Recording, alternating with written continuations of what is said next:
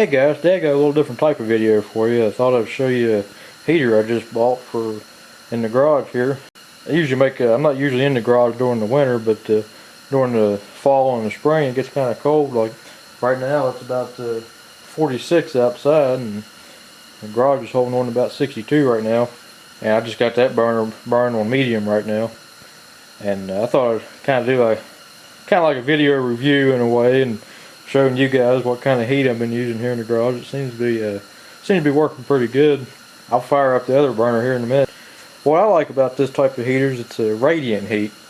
Like it heats up the objects in the room, not just the air. Of course, you can also feel quite a bit of hot air coming off the top of it. And plus, if you've been outside for a long time and you're cold, come in and sit in front of it, just like sitting in front of a fire almost. That's what I like about it.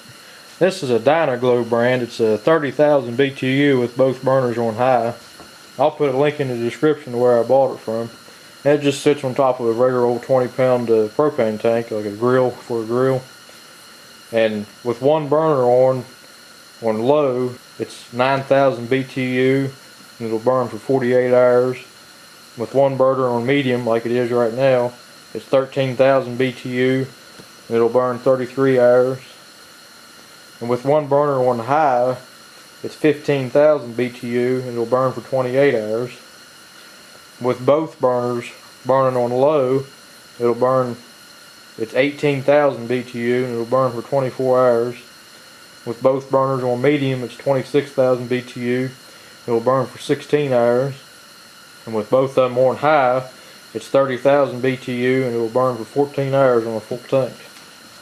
And it seems to be doing a lot better than the kerosene heater we used to use in here, and a lot less fumes from it. Of course, the kerosene heater we had a new wick in it, but it didn't really put out very many fumes at all, except when you first started.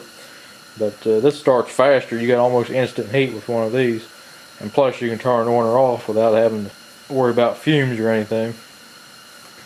So I'll go ahead and light the other one. You got a little button down here you push. I'll do a close-up of that here in a second. You just squeeze it in, light out here like this, and it'll light. Usually got to hold the button in until it starts glowing red, that way the thermocouple heats up in it. And right there you can let go of it. I'll do a close-up of the button so you can see what I'm talking about more. It's this button right here. You push this in while you're lighting it until it starts glowing. That lets the fuel go in until the thermocouple heats up. Then on the back here, you get a three-way regulator here. Right now it's on medium, and you can put it down on low. You can hear it change, medium and high right there. And with both of them on high, it's really putting out some heat right there.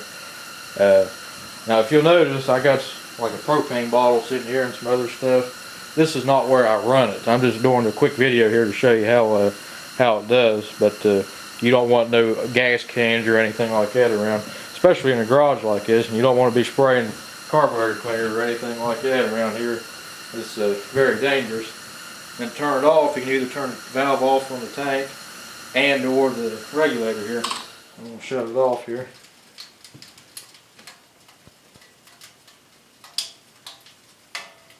That noise is just the metal cooling down.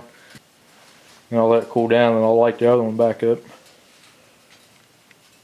So I got the other one burning back on medium there.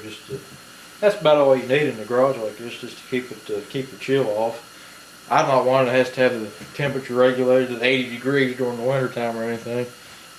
I'm perfectly comfortable out in the summer with no air conditioning, maybe just a fan running. But in the winter time, around 70 degrees is about all I like. And in the garage like this, moving around, working on stuff, about 65 is about all you need. And right now it's about 64 in here. It was 62 until I fired up both burners there for a little while. It depends on how cold it is outside. Also, the burners are movable in here. You can rotate them. You look, there's a wing nut right here in the front. You loosen that and you can swivel them a little bit. You can see I got them both sitting out just a little bit. That way you got both of them, you're sending out even heat more or less. You can put them both towards each other. I'm not exactly sure how far they'll turn. I never have really tried it, so I don't know about that. You might want to check in the book. And you always gotta watch on top because all that's gonna be real hot. And a lot of people are afraid of propane, but if you're safe and follow all the precautions with it, it's very safe to use, just as safe as electric heat if you know what you're doing. Another good feature with these is it has a tilt switch on it. See these switches right here on both of them?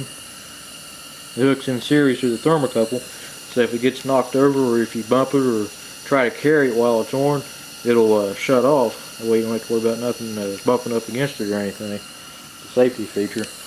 And like I said, when you shut it down, you want to turn the valve off on the tank. Then after the burners go out, go ahead and turn this off. That way you got it's off two ways, so there's no possible way gas can come through it. And plus, when it cools down, the thermocouples will prevent the fuel from coming through. Like right now, I just have this one on. There's no gas coming out of this one. And you always want to make sure your connection's tight and make sure there's no leaks on it or anything. And it seems like to me propane is cheaper than kerosene for kerosene heaters, and it's just using it now and then like this, it's probably cheaper than electric heat. And you see it just attaches to a regular old barbecue grill tank on there. And another thing, a lot of times if you go to the exchange, like you see at convenience stores, where you drop your old tank off and pick up a new one, a lot of times with those, you get in the tank with only 15 pounds of propane in it. Whereas if you buy an empty tank, or if you have an old tank, you take it to a place and have it filled, you're getting your full 20 pounds at most places. Not all of them. Some of them don't do that, but most of the places will fill it all the way up to 20 pounds. Just depends on where you go.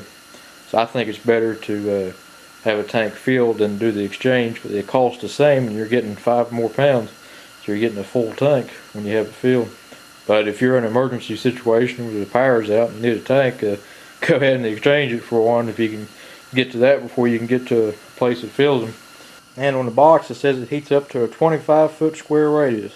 Well guys, that's about it. This video is a little longer than I was planning on, but I just thought you all might like to see the new heater I picked up for in the garage here. Of course you can use it in your house too, you just have to have a good ventilation. I mean, you crack a window or something so you don't have to worry about all your oxygen being burned up out of your house or anything. But in the garage like this, it's not sealed off very good, like around the doors and stuff.